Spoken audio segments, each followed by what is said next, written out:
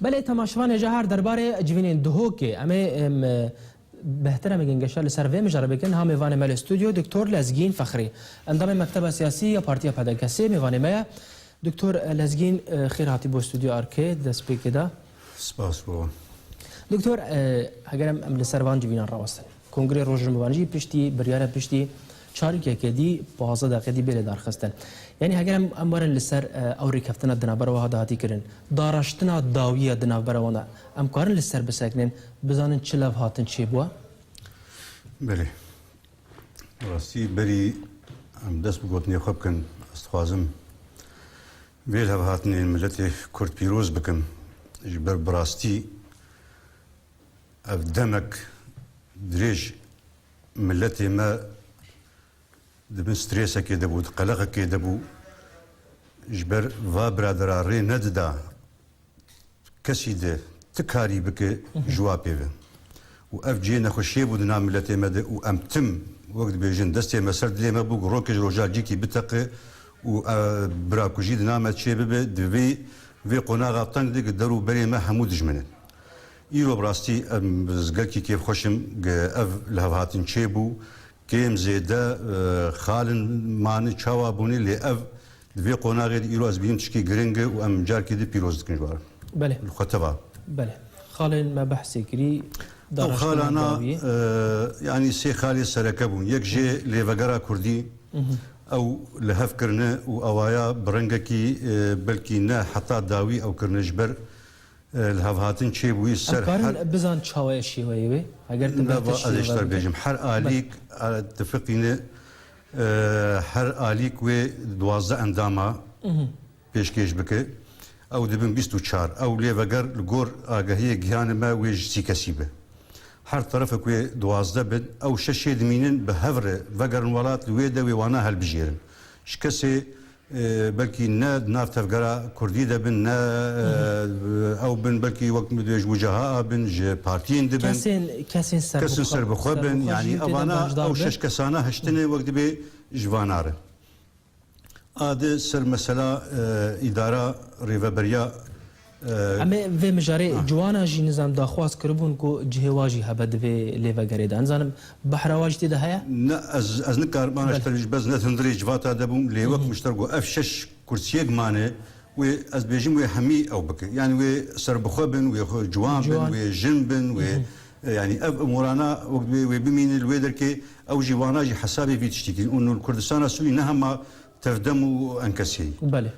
كسي سربخوا هنا جوان هنا جن ابانا قجي دوي وقت بي نونري واجد هندري في ليفا قريد هبه اوجي بشكل جفي ملتي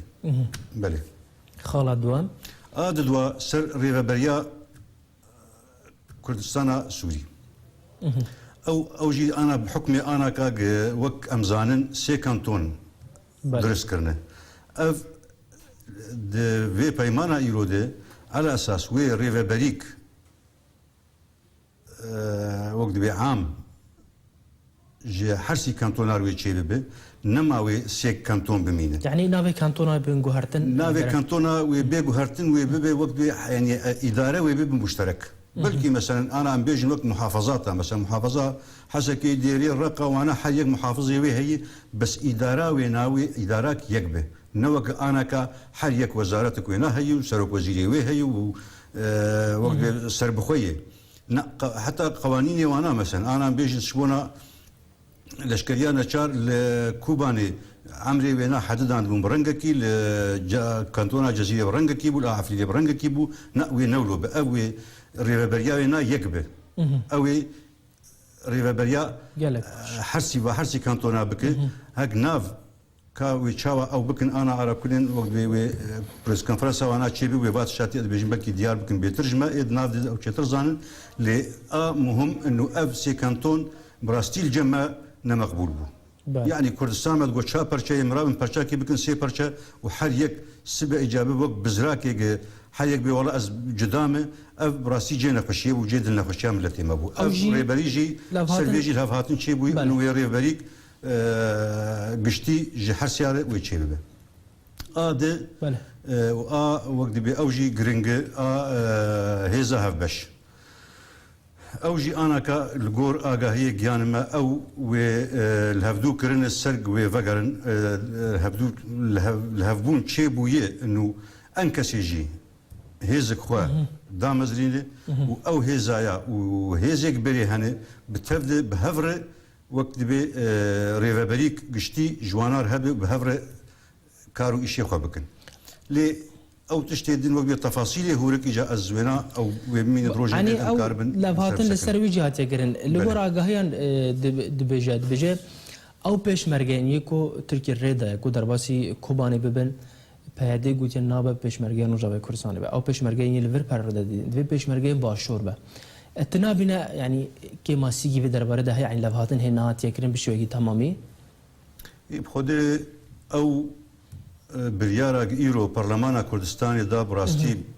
بريارك ميجوي كيج ما روكج روجا دهات بيراوي كردستان كشيبي وجا كردستان كارب لشكري خبشين جي كيده دباوريا مد اف جي سر جي سر بلندايج محميار ووقت بخوني ما قشابون ام ببين كردستان و هيزك وام كاربن ادي كاربن بهبره وافتشتا مجج ميديا بهيست انه يبقى وقت بهنكي نرازي جويتشتي يعني از بينم جي مخابنيه يبايا يعني ايرو انا هيزا تركيبي يا هنكي دبين باشي يا هيزا كردي برايتن بين باشي اجا روج افا روج باشورنا او بخود بيجن ام اعتراف بسينورا ناكن بله يعني مساله جغرافي وقت او بويه ولا باشور اف باكور اف روج افا نظامشي اللي ام قش كردن يعني كيج ما اي روج افا مروفي وينال باشورتنا يا الباكورتنا يا الجيكيدتنا اف بيش مرقه اي ملتي كردن اف تقسيمات يا روج افا ام تكريز بكن مصيبات في قناع كارك مازن جوان جينرا هات يكرن بله سرک هرما کردستان دوج چپرین شهر بردان هات جاو دریا وان جوینان کرد پارلمانتوی کردستان بریاره که میجویی درباره روجاوی کردستان دا بشاندنا پیشمرگان یعنی امرن لسر لوحاتنا عالیین سیاسی روجاوی کردستان کو چه گرنتی های کو اب عالیه پشتی وره کفتنه بچن روجاوی کردستان جارگدی ناکوکی درکبن یعنی چه گرنتی های کو اب رکفتنه بچه سری نوکر رکفتنه دی یعنی همی کس پرز دکه دکتور بجا هولر یک هبو هولر دو هبو نه دو که گرنتی ها چی نجبون والله از ویدر فته او دکم از سپاسیا جناب سرو بکم وقت حقیقت وقت اگو دفج حمو تشت برداوش دفج سنگری شر بردا و هات کردستان رجوات افجی یک جه وقت بين ننهي سر جناب سروك باري همو كردا داي سر ملي خو ام سباسيا بينادكن ودباوريا مد سر بشي دواش برساته افايا وقت عربي دي الفرصه الاخيره يعني قفي نقلي قبل هاتن للسر عردي بيكني او طرفي قنكي ويخو بشوتين لجم كردستاني لجم كردي روجافا لجم همو كسي ايرو وك ام حمزانن شركي جران سر كردا و سر كردستاني هي اف جروبي تندرا هاتن ايرو شر كردا دكن هاتن الشر كردستاني دكن هاتن الشر خوني ملتي كردكن بكردستانك ازاد نه هاتن نه يبقى نه بيشمرقه نه هاتن سر كردا وسر كردستاني بله ايرو اف بيمانك دولي تشيبويج كل دولتي هاتن اليكاريا مدكن او دبينن اي كسي او وك بريارا وانا انه بس وي شيء ازماني هبل سر عرضي او لشكري خدا ناخن او باوريا وانا ببيشمرقتي بمعنى بكرتي قاوا ام كرد جينيك بن دفي قناغي باوريا مد او كسي قنك ويخوب شوتين بله يعني تو بخوا تشبيش بيني دك بفان جفينان بفيري كفتني